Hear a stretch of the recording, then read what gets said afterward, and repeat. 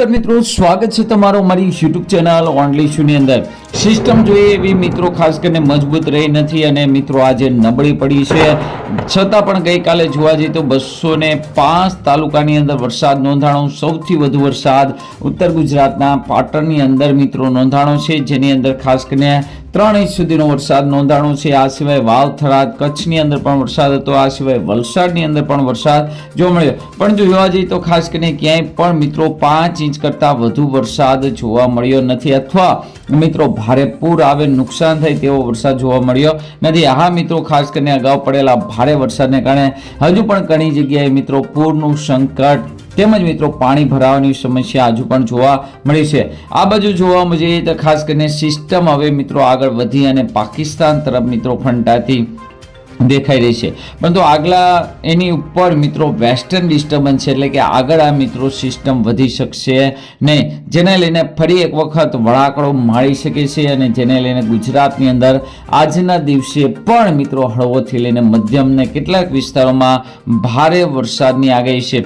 બીજી સૌથી મોટી વાત કરીએ તો બંગાળની ખાડીની અંદર લેટેસ્ટ સમાચાર પ્રમાણે એક મોટી અને મજબૂત સિસ્ટમ બની રહી છે અને આ સિસ્ટમ પણ 2-3 દિવસની અંદર ગુજરાત તરફ મિત્રો પહોંચી જશે, જેને લઈને ગુજરાતની અંદર આગામી સમયની અંદર ફરીથી એક વખત ભારેથી અતિ ભારે વરસાદનો રાઉન્ડ 4 દિવસ સુધી આવવાનો છે। તો આજના વિડીયોમાં મિત્રો આપણે એ જ વાત કરવાના છે કે બંગાળની ખાડીવાળી સિસ્ટમ છે એ ક્યારથી ગુજરાતમાં આવશે અને કયા કયા જિલ્લાની અંદર ભારેથી અતિ ભારે વરસાદ વરસાવશે, સાથે સાથે આગામી 15 દિવસ વરસાદને લઈને કેવી આગાહી છે તેને લઈને પણ વાત કરશું। સાથે મિત્રો એ પણ જોશું કે આજે મિત્રો કેવો દિવસ રહેશે, આજે વરસાદને લઈને કેવો દિવસ રહેશે કે તડકો નીકળશે, કયા કયા જિલ્લાની અંદર આગાહી છે તેને લઈને વાત કરશું। તો આ વિડીયોને અંત સુધી જોજો, તેમજ મારી યુટ્યુબ ચેનલ ઓનલી ઇશ્યુ પર આપ નવા હો તો ચેનલને સબસ્ક્રાઇબ કરી દેજો, તેમજ મિત્રો આ વિડીયોને લાઇક કરી દેજો।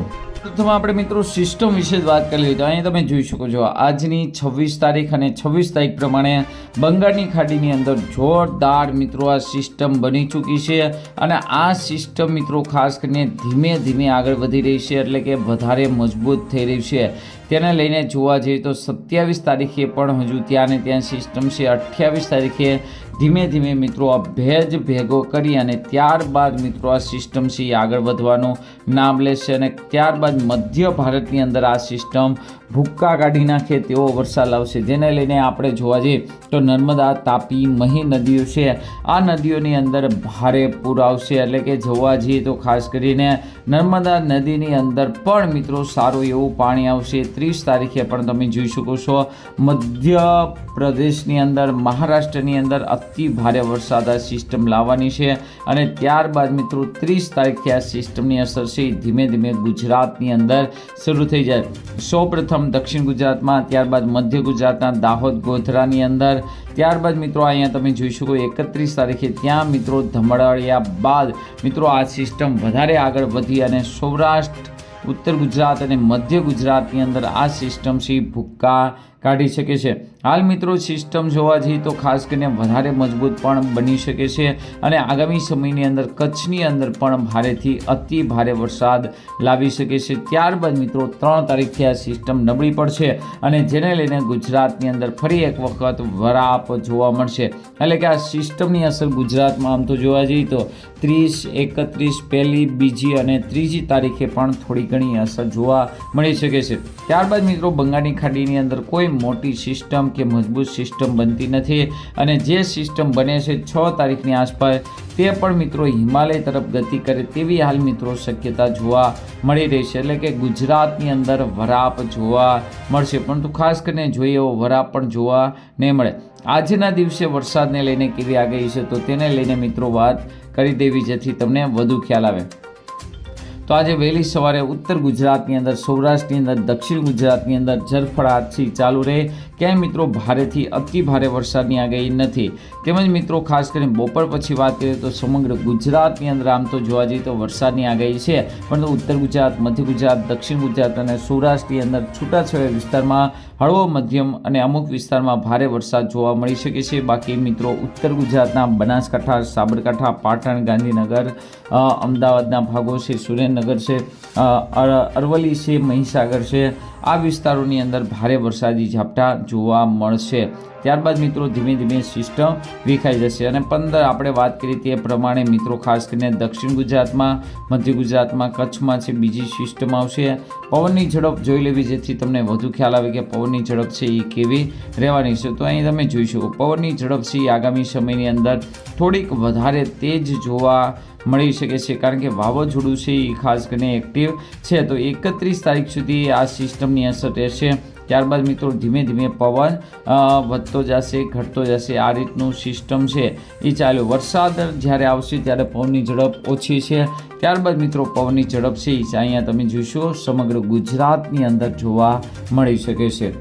તો ગઈકાલે સાંજ સુધીની અંદર તમે જોઈ શકો છો વલસાડનું કપરાડા ફરી આગળ થઈ ગયું અને 4.84 ઇંચ જોયું કે ક્યાંય મિત્રો ખાસ કરીને જોવા જઈએ તો 5 ઇંચ કરતાં વધુ વરસાદ નથી. બાકી બનાસકાંઠા, ખેડા, વલસાડ, નવસારી, વાવ, થરાદ, પાટણ, બનાસકાંઠા જે વિસ્તારો છે આ વિસ્તારોની અંદર વરસાદ જોવા મળ્યો છે. ભારતીય હવામાન વિભાગની પણ આગાહી જોઈ લો. આજે મિત્રો સમગ્ર ગુજરાતમાં ઓરેન્જ એલર્ટ છે. અત્યાર સુધી રેડ એલર્ટ હતું, હવે મિત્રો આજથી ઓરેન્જ એલર્ટ છે અને 27 તારીખથી યલો એલર્ટ છે. અને ત્યારબાદ મિત્રો તમે જોઈ શકો છો કે 28 તારીખથી ગ્રીન એલર્ટ, એટલે કે વરસાદની એકદમ મિત્રો ઝડપથી ઘટાડો થશે અને 30 તારીખથી ધીમે ધીમે સિસ્ટમ ફરી એક્ટિવ થતાં મિત્રો અહીંયા તમે જોઈ શકો છો ફરી એક્ટિવ થશે.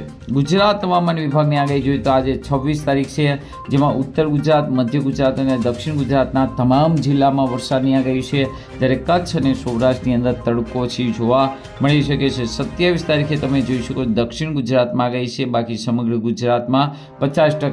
28 તારીખથી મિત્રો સાવ ઘટી જશે. દક્ષિણ ગુજરાતમાં થોડો ઘણો વરસાદ જોવા મળી શકે છે, બાકી કચ્છ, જામનગર સહિત એકદમ તડકો. અને અહીંયા તમે જોઈશું 29 તારીખ, 30 તારીખ અને 31 તારીખથી ફરી એક વખત ભારે વરસાદનો રાઉન્ડની શરૂઆત થશે. ભારેથી ભારે વરસાદની ચેતવણી કયા કયા જિલ્લામાં છે, જે જિલ્લાવાળાએ ધ્યાન રાખવું પડશે તો અહીં તમે જોઈ શકો. એક તો ભાવનગર છે, તેમજ મિત્રો વાવ, થરાદ, બનાસકાંઠા, મહેસાણા, સાબરકાંઠા, અરવલ્લી, મહીસાગર અને દાહોદ આટલા જિલ્લામાં ઓરેન્જ એલર્ટ છે, એટલે કે છૂટાછવાયા વિસ્તારમાં ભારે વરસાદની આગાહી છે. બાકી યલો એલર્ટ તમે જોઈ શકો છો ઉત્તર ગુજરાત, મધ્ય ગુજરાત અને દક્ષિણ ગુજરાતમાં યલો એલર્ટ છે. 27 તારીખથી તમે જોઈ શકો છો ક્યાંય મિત્રો રેડ એલર્ટ નથી, પરંતુ અહીં તમે 31 તારીખનો મેપ જોઈ શકો. 31 તારીખથી રેડ એલર્ટની શરૂઆત થઈ જશે. અહીંયા તમે જોઈ શકો જે રીતે વાવાઝોડું મિત્રો હાલ્યો આવે છે તે પ્રમાણે જોતા મિત્રો ખાસ કરીને 15થી 20 ઇંચ વરસાદને લઈને આગાહી છે એ મધ્ય ભારત સહિત ગુજરાતના અમદાવાદની અંદર પણ જોવા મળી શકે છે. અહીં તમે જોઈ શકો છો કઈ રીતે મિત્રો આ સિસ્ટમ છે એ બનવાની છે. 26, 27 આજે લો પ્રેશર બની શકે છે. 29 અને 30 તારીખે 31 પહેલી અને બીજી તારીખ સુધી આ સિસ્ટમની અસર રહેવાની છે. મિત્રો તમારા વિસ્તારમાં વાવણી થઈ કે નહીં જરૂરથી કોમેન્ટ જણાવજો. કેવો વરસાદ છે તે પણ જરૂરથી કોમેન્ટ કરજો. આજના વિડીયોમાં આટલું જ. અસ્તુ. જય હિન્દ, જય ભારત.